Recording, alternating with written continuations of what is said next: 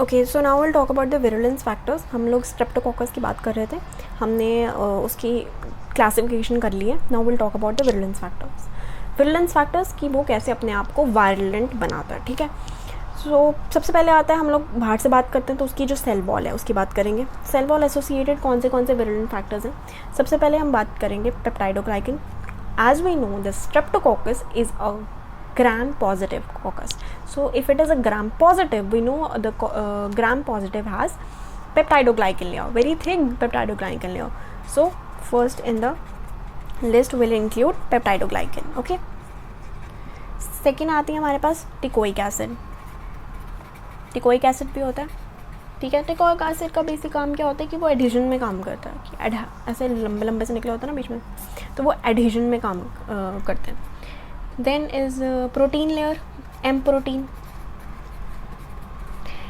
T protein भी होती है, आर प्रोटीन भी होती है, पर मेजर हम लोग इम्पॉर्टेंस एम प्रोटीन को देते हैं। और हमने पढ़ा था ना कि एम प्रोटीन के बेसिस पे हम ग्रुप ए बीटा हिमोलिटिक्स को डिवाइड करते हैं फर्दर। ये हमने पढ़ा था कि ग्रुप ए को हम लोग एम प्रोटीन के बेसिस पे डिवाइड करते हैं आगे। तो जो ये एम प्रोटीन होगी, ठीक है, सेल वॉल में, और कैप्सूल, ठीक है। कैप्सूल हमें पता है, कैप्सूल जो होता है उसमें कुछ स्ट्रेन्स में होता है कैप्सूल, लाइक हर स्ट्रेन में नहीं होता। जो स्ट्रेप्टोकोकस है ये कैप्सुलेटेड भी हैं, कुछ नॉन कैप्सुलेटेड है, ठीक है। तो जो कैप्सुलेटेड है उनके कैप्सूल के अंदर एक होता है हाइलुरोनिक एसिड, ठीक है। देन पेप्टाइडोग्लाइकन हमें पता है एक थिक सी लेयर होती है, इसीलिए वो एक रिजिडिटी प्रोवाइड करती है और वो इन्फ्लेमेटरी रिस्पॉन्स भी प्रोवाइड करती है, ठीक है।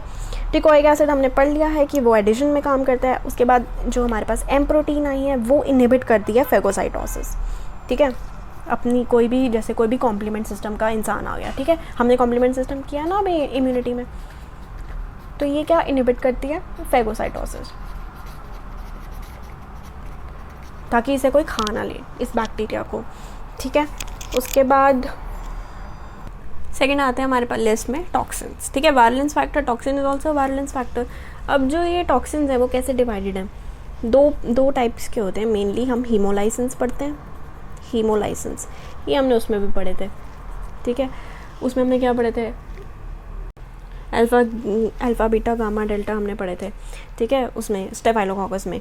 इसमें जो हीमोलाइसेंस है, ठीक है, ये दो में डिवाइडेड है, दैट इज स्ट्रेप्टोलाइसिन, ठीक है।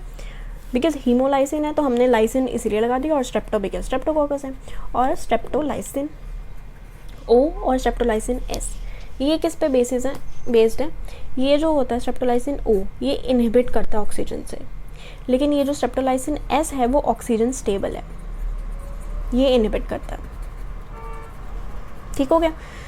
अब हीमोलाइसिन हो गया। सेकेंड जो हमारे पास है लिस्ट में वो है हमारा स्ट्रेप्टोकोकल पायरोजेनिक एक्सोटॉक्सिन, ठीक है, स्ट्रेप्टोकोकल एस पायरोजेनिक एक्सोटॉक्सिन। अब ये किस में डिवाइडेड है, ये ए बी सी में डिवाइडेड है, ठीक है, A B C, streptococcal pyrogenic exotoxins. इसमें से जो ए और सी हैं हमारे, ए और सी जो दो हमारे हैं, these are the super antigens, ठीक है, ये दोनों सुपर एंटीजन्स हैं। और बी हम लोग कह सकते हैं कि ये एक प्रोटीजेज है, ठीक है। सुपर एंटीजन हमने पढ़ा था कि वो किसी अलग ही पोजीशन पे जुड़ते हैं, मतलब जो एंटीजन बाइंडिंग साइट होती है, एपीसी और टी सेल, जो मैंने पिछले स्टेफाइलो में बताया था कि चलो एक बार कि ये एपीसी है एंटीजन प्रेजेंटिंग सेल और ये टी सेल है, ठीक है।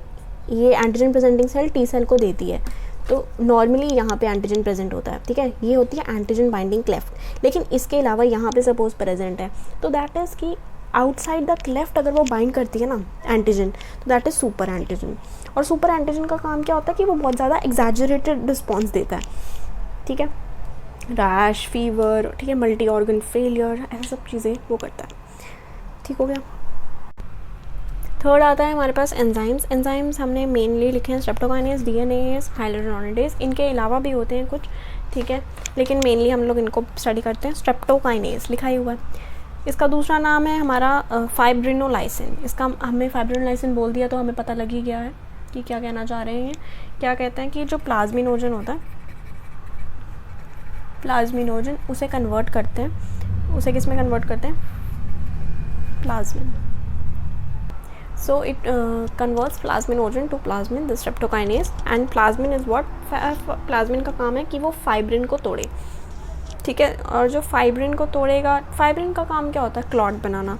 और प्लाज्मिन, अगर ये जो स्ट्रेप्टोकाइनेज है, इसने क्या किया कि फाइब्रिन जो क्लॉट बना हुआ था उस क्लॉट को तोड़ दिया। अब जब क्लॉट टूटेगा तो ऑब्वियसली एक बैक्टीरिया क्लॉट से निकल कर और ज़्यादा इन्वेजिव हो जाएगा ना, तो वो अपने फ़ायदे के लिए ये सिक्रेट कर रहा है, ठीक है। तो फिर you can say streptokinase for spreading infections, ठीक है। देन डीएनएज है, ऑब्वियसली डीएनएज है, डीएनए को ब्रेक करेगा, लिक्विफाई करेगा, ठीक है। तो फिर क्या होता है, डीएनएज बेसिकली पस के लिए होता है, ठीक है। एक पस होती है, पस में कितने सारे बैक्टीरिया, डेड बैक्टीरिया, उसके अंदर डीएनए वगैरह सब पड़े होते हैं, ठीक है। तो पस के अंदर काफ़ी सारा डीएनए होता है, तो वो डीएनए को अगर तोड़ेगा तो फिर उसमें से निकल कर वो चला जाएगा, ये भी अपना फ़ायदा देखता है। हाइलुरोनिडेज ऑब्वियसली कनेक्टेड टिश्यू है, तो फिर वो अपना उसको तोड़ेगा, मोड़ेगा और बाहर निकल जाएगा हाइलुरोनिक एसिड को, ठीक है। These were the enzymes.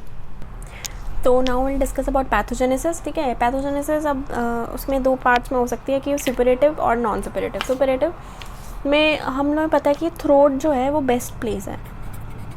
Throat में हमेशा हमें ये जो पायोजेंस, हमारा जो एक छोटा सा माइक्रोब है वो हमें थ्रोट में सबसे ज़्यादा मिलता है, ठीक है। तो फिर ये क्या क्या कॉज कर सकता है, ये सोर थ्रोट बहुत ही कॉमन है, सोर थ्रोट वो कॉज कर सकता है, दैट इज़ फेरेंजाइटिस, ठीक है।